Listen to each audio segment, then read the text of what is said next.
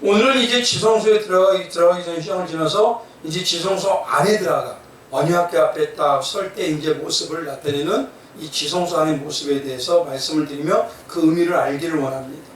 이 먼저요, 딱 들어가면 가장 보이는 게 바로 뭐냐면 법궤라고 하는 언약궤입니다.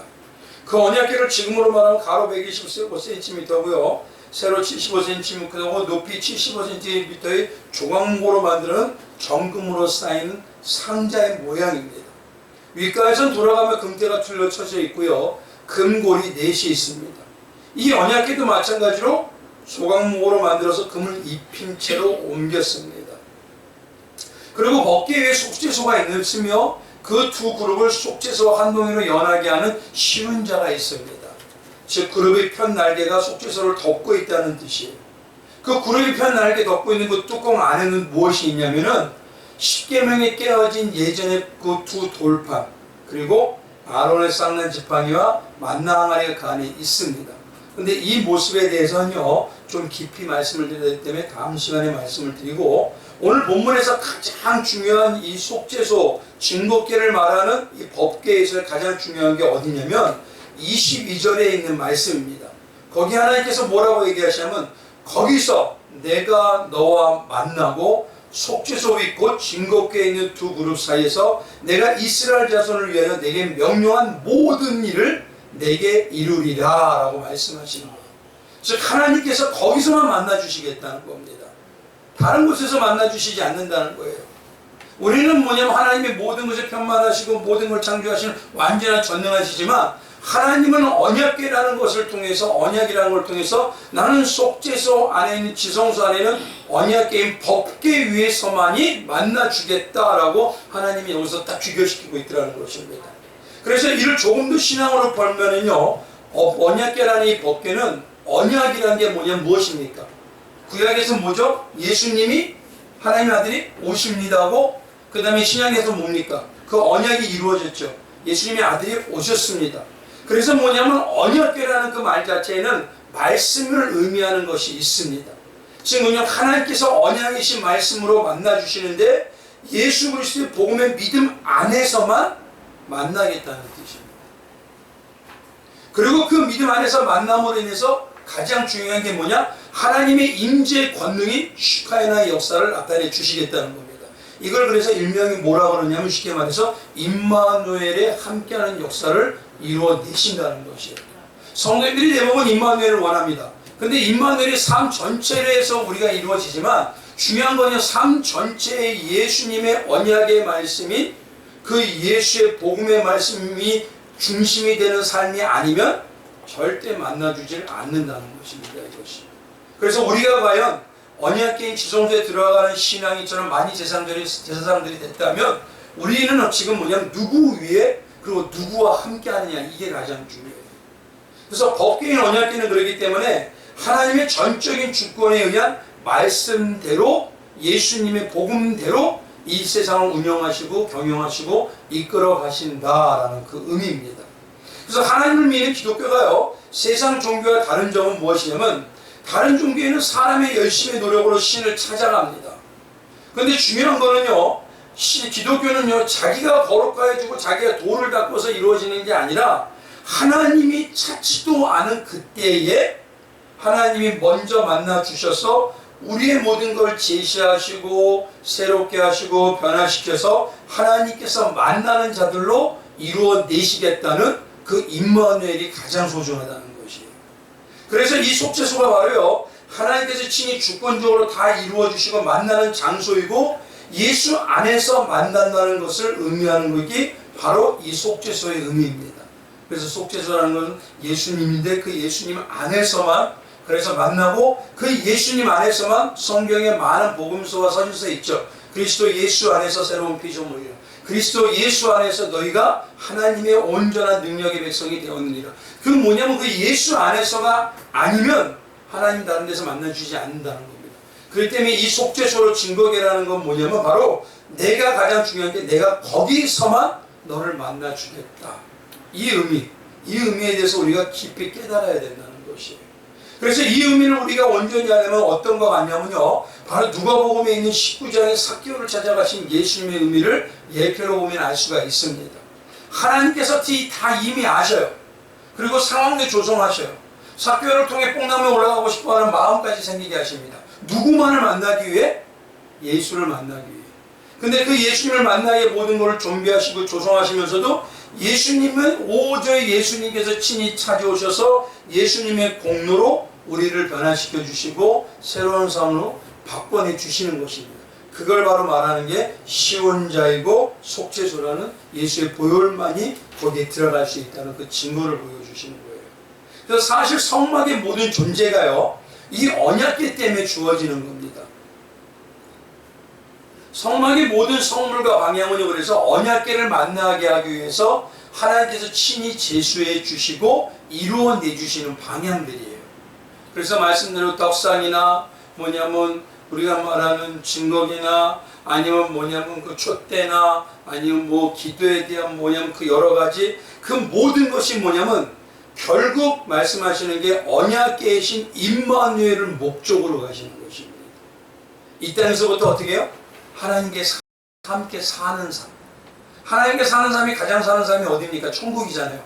그 삶을 어디서부터 이루어내야 되냐? 이 땅에서 임마누엘로 이루어내게 하시는 거예요.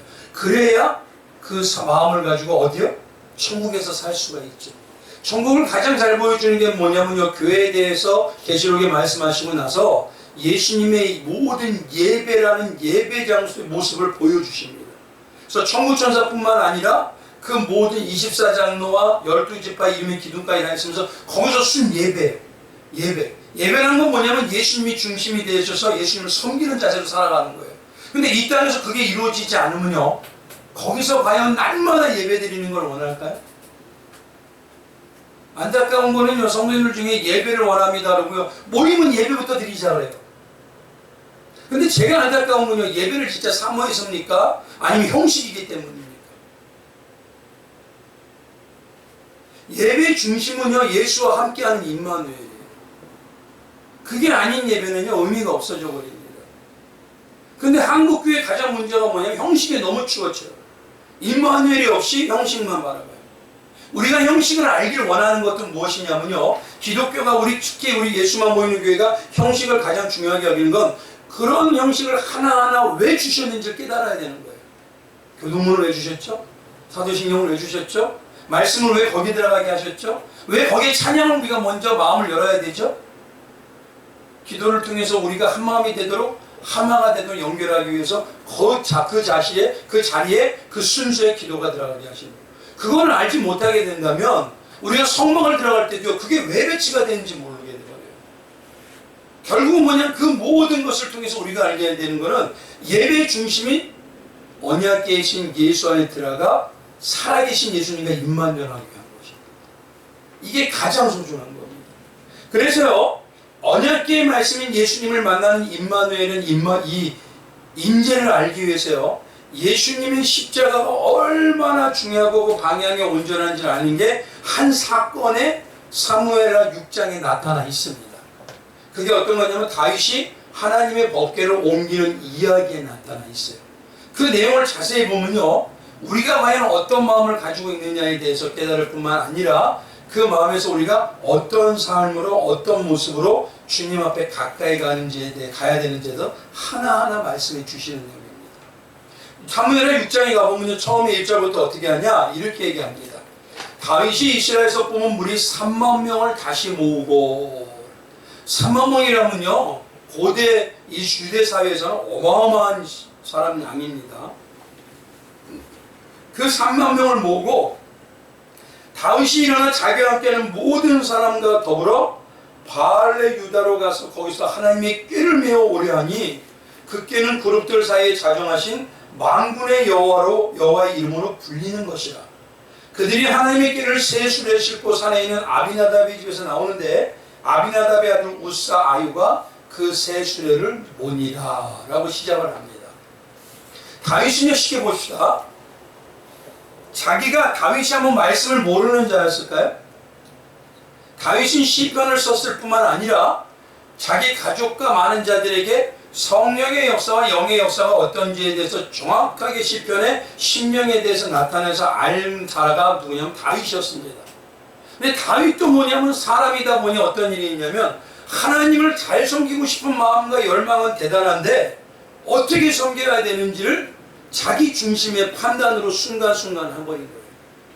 때때로 뭐냐면 밧세바의 관계에 대해서 그런 죄를 범한 것처럼 그런 모습이 나옵니다. 그래서 어떻게 하냐? 3만 명이라고 하면 자기가 최대한, 여기서 3이라는 숫자는 뭐라는 숫자죠? 완전수죠. 그러니까 내가 할 수 있는 최선을 다해서 하나님의 언약궤, 하나님의 말씀, 하나님이 나와 함께하기를 소망하는 자로 방향을 정했다는 게 가장 먼저입니다. 그래서 다윗이 자기가 일반적으로 생각할 때 정성을 다해서요 옮기려 했습니다. 근데 6절에 가보니까 한 사건이 터져버려요. 6절에 어떤 일이 있냐면요, 나곤의 타작마당이라는 데서 일어서서 소들이 띠으로 인해서 우사가 그 손으로 하나님의 궤를 붙들려고 합니다. 근데 여호와 하나님께서 우사가 잘못함으로 인하여 그곳에서 우사를 치십니다. 그래서 그곳이 바로 베레스 우사라고 해서 이름이 되어버려요. 근데 우리 성경에는 뭐라고 하냐면 이 사건을 두고 뭐냐면 다윗이 분노하여 하나님의 궤를 옮기는 걸 멈췄더라라고 얘기합니다. 다윗이 한번 보시죠. 왕이 된 다음에 가장 하고 싶었던 일이 뭘까요? 왕이 됐다는 건 세상에 능력이 있다는 것이죠. 왕이 됐다는 건 세상에 능력인 겁니다. 내가 대단한 능력자로 이제 하나님이 함께 하심으로 인해서 만들어 주셨어요. 근데 왕이 되고 나니까요, 다윗이 가장 잘못한 게 뭐냐면 이 언약궤뿐만 아니라 한 게 뭐냐면 인구조사입니다. 하나님이 만들어준 왕으로 이제 직분을 누가 하셨죠? 하나님이 만들었잖아요. 근데 마치 뭐냐면 내가 다스리는 이 나라가 얼마나 되는지 자기에게 시선이 바뀌어버린 거예요. 그래서 중요한 건 이겁니다. 하나님이 뭐냐면 언약궤라는 지성소에 들어간다는 건 영적으로 깊어졌다는 소리예요? 아니면 시작부터 뭐냐면 초신자라는 소리예요? 영적으로 깊어졌죠. 깊어진 사람에게는요 하나님의 깨달음의 방향과 하나님이 말씀하시는 능력의 방향이 아주 중요합니다.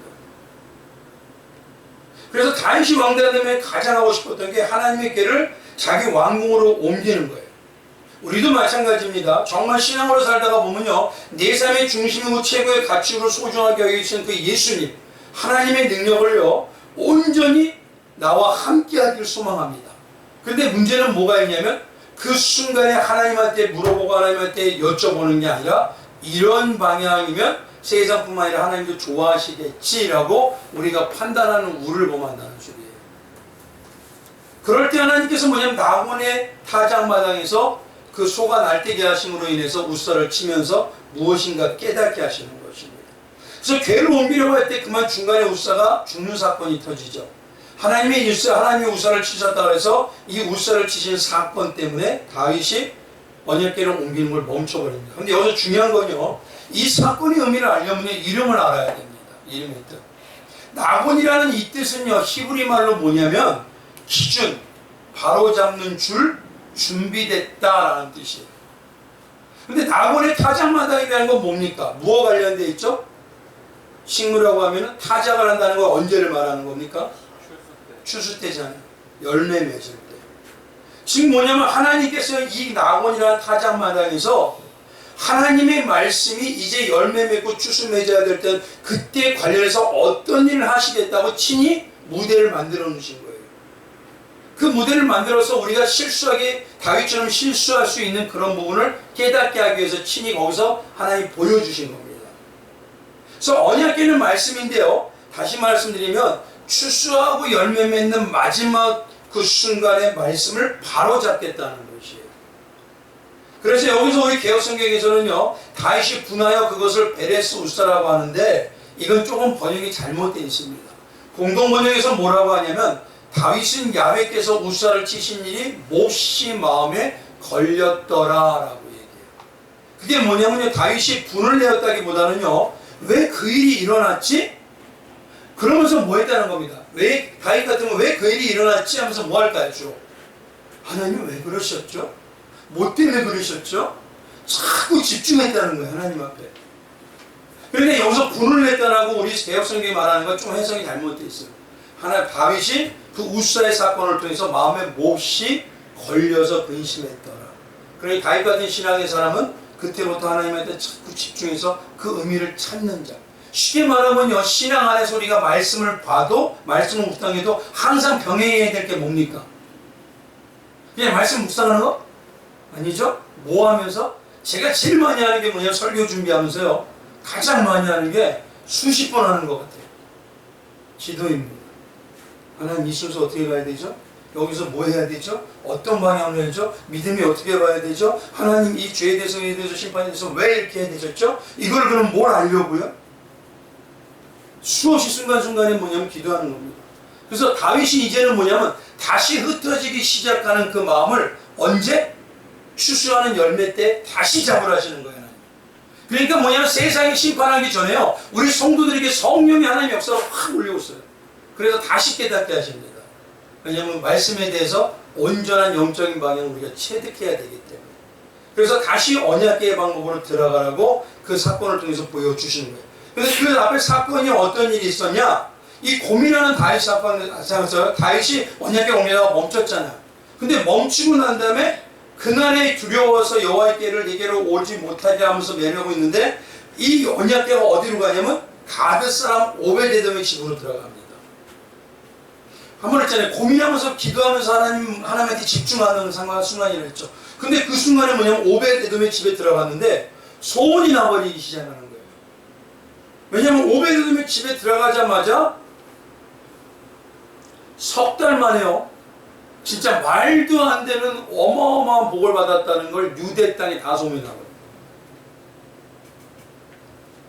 그러니까 하나님께서 뭐냐면 이 상황을 설정하는 게 보십시오. 어떻게 해요? 누구를 깨닫게 하기 위해서. 그렇죠. 그럼 다윗과 같은 우리는 누구죠? 만이 제사장이라면 이제 우리를 깨닫게 해서 이 상황을 설정해 주시는 거예요.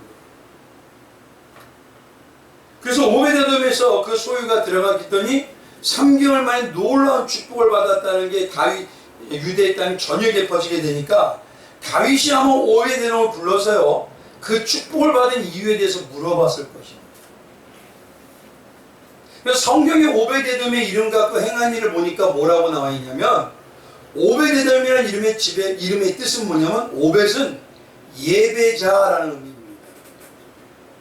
예배자, 섬기는 자. 그리고 에돔이라는 게 뭐냐면, 오벳은 섬기는 자이고 에돔은 에돔의 종이라는 소리입니다. 그러니까 하나님 앞에서 뭐냐면 예배자로, 종으로, 그 말씀에 어떻게 해요? 들어도 되고 안 들어도 되고? 아니죠. 완전한 종으로 하나님의 말씀의 뜻에 따라 나보다 너로 나를 더 잘하시고 나보다 완벽하게 이루실 걸 믿고 그 자세로 살았다는 게 바로 오베데돔의 이름의 뜻입니다. 그래서 언약궤라는 건 뭐냐면요, 언약궤라는 거, 예수 그리스도는 우리가 예수를 섬긴다는 것은 뭐냐면 예수님의 뜻대로 이루는 삶을 살겠다는 종의 자세가 아니면 힘들어요. 신앙을 내가 어느 정도 취미와 같이 내가 신앙을 뭐냐면 나에게 유익이 되도록 어떤 사람들은 문화생활처럼 그래가지고요, 하나님은요, 예수님은 우리에게 어떠한 말씀도 하지 않으십니다.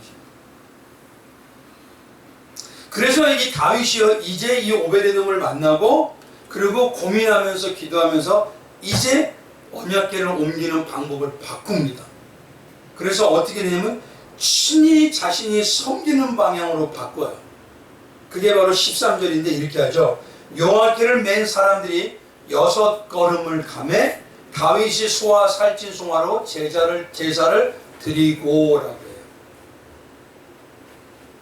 그렇게 했더니만 어떤 일이냐, 아무 일도 안 일어나고 기쁨으로 다윗이 언약궤를 온전히 옮기는 역사가 이루어집니다.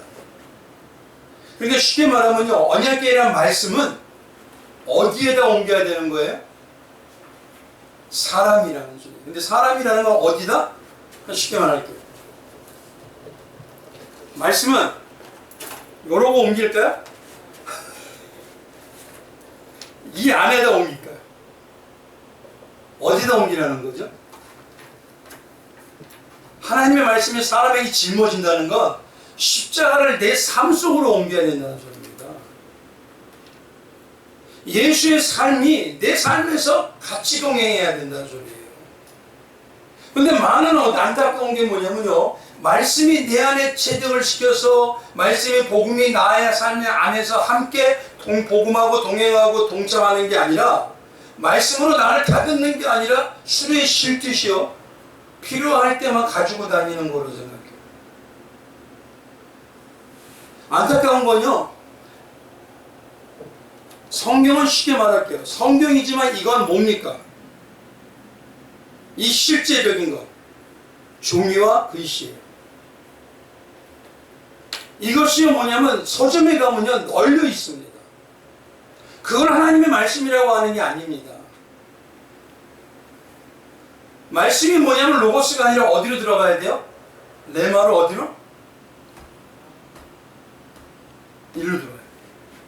그게 바로 우리 자신이 짊어지는 삶을 사는 거예요. 그래서 성경에는 어떻게 씁니까? 계시록에 말씀이 내 배는 단데 어쩌죠? 내 배는 뭐다? 쓰다라고 하잖아요. 쉽게 말하면 우리가 예배를 드리며 찬양하고 말씀을 들을 때는 그게 기쁨이 되고 능력이 되고 힘이 돼요. 근데 실제 삶으로 살아가기 시작하려면 어쩌? 내 삶이라는 배는 어떨 수밖에 없어요? 힘들어요. 근데 그것이 나에게 있는 죄성을 드러내고 깎아내면서 뭐 하시는 거예요?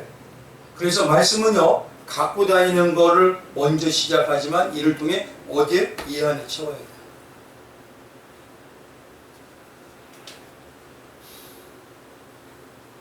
그 말씀이신 예수님을 예배드리고 그 말씀이신 예수님으로 나를 다듬고 예수님으로 하나 되어지고 예수님의 임재인 임마누엘이 이루어져야 되는 거죠. 말씀은요 옮기는 물건이 아닙니다. 저도 처음에 뭐냐면 말씀을 계속 읽을 때요 어떤 맛으로 됐냐면은 그거 있잖아요 그 형광펜으로 줄치는 맛 있죠. 그래가지고 어디가 안 쳐졌잖아요. 여기 쳐야 되겠는데? 그래서 다 읽은 것처럼. 근데 그렇게 하는 분들도 꽤 있습니다. 죄송하지만 그렇게 해가지고 100도 200도 하면 뭐 할 거냐. 그게 과연 말씀이 내 안에 내 마로 채워져서 들어와 있는 거냐. 그래서 오베데돔이라는 말은 예배자로 섬기는 자로 말씀이 내 안에 채워져요. 그 채워진 자는요 세상이 알지 못한 기쁨을 누리고 세상이 알지 못하는 맛을 느끼고 말씀의 맛을 느끼고 이 예수님의 말씀이 나와 함께하기를 소망하고 열망하는 그게 바로 다윗의 삶. 그래서 성경이 뭐라고 하냐면 이 말씀 대단히 중요합니다. 요한복음 1장 14절에 말씀이 육신이 되어 우리 가운데 거하심에 우리가 그의 영광을 보니 예수 그리스도죠. 아버지의 독생자의 영광이요 은혜와 진리가 어디에? 그 안에만 충만하다. 여기 안에 들어올 때만 충만한 겁니다.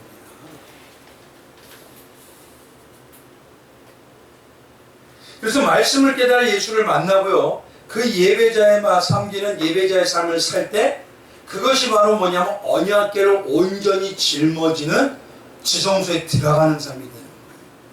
그 지성소에 들어갈 때 어떻게 되죠? 하나님의 임재를 느끼고 하나님의 슈칼나를 느끼고 하나님의 임마누엘을 느끼는 것이죠.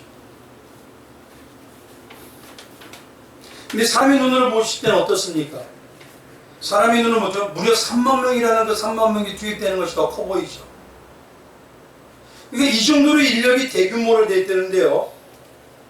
그리고 한 번도 사용하지 않은 술에 실어서 하나님을 말씀을 옮겼다는 것에 사람이 더 대단해 보여요.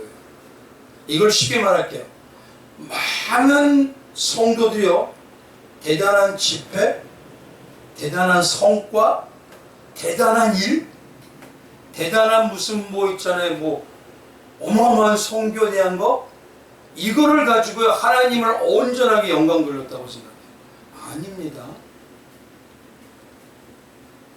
바울이 말하는 하나님의 임재인 예수 그리스도의 자랑이 되는 게 딱 들어왔을 때 가장 먼저 나타나는 특징이 뭐죠?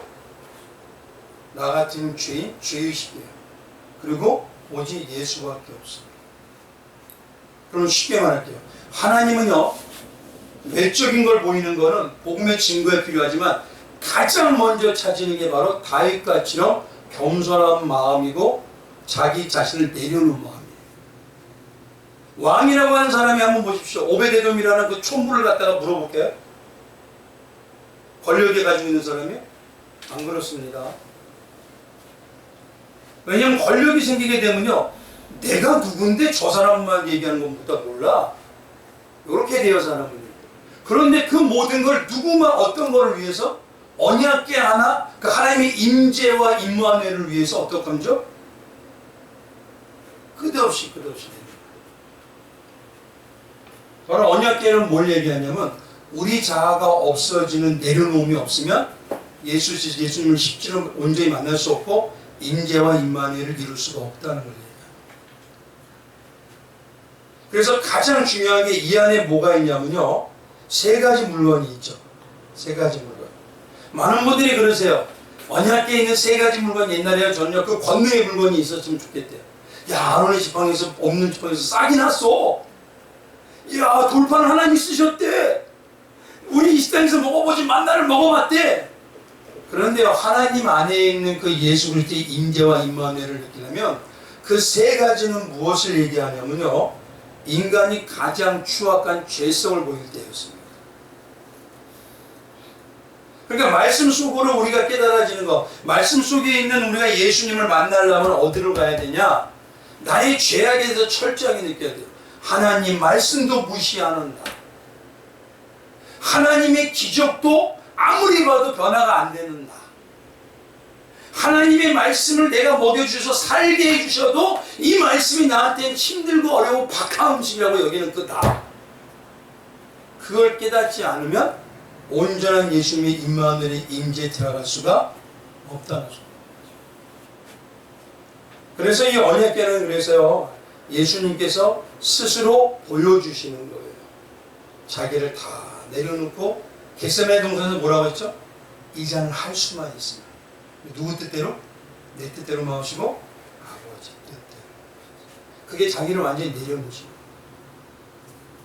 그런 모습이 바로 우리에게 나타날 때 예수님의 모습을 닮아서 동참하는 자가 되고 지성소에 들어가 언약궤의 그 임마누엘의 임재를 체험할 수 있는 자가 되는 것입니다. 그러니까 다윗이 그걸 알았던 거예요. 그래서 이제는 그 언약궤를 내 안에 짊어지는 모습으로 하고, 여기서 6걸음 중요한 겁니다. 보십시오. 6걸음 가는 발에 뭐 했다고 그러죠?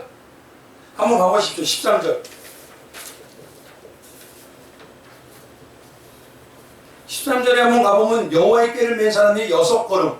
여호와의 궤를 맨 사람들은 지금 누구하고 나와 같아진 거예요? 그 맨 사람들이 누구예요? 결국 다윗입니다. 다윗은 누구죠? 우리입니다.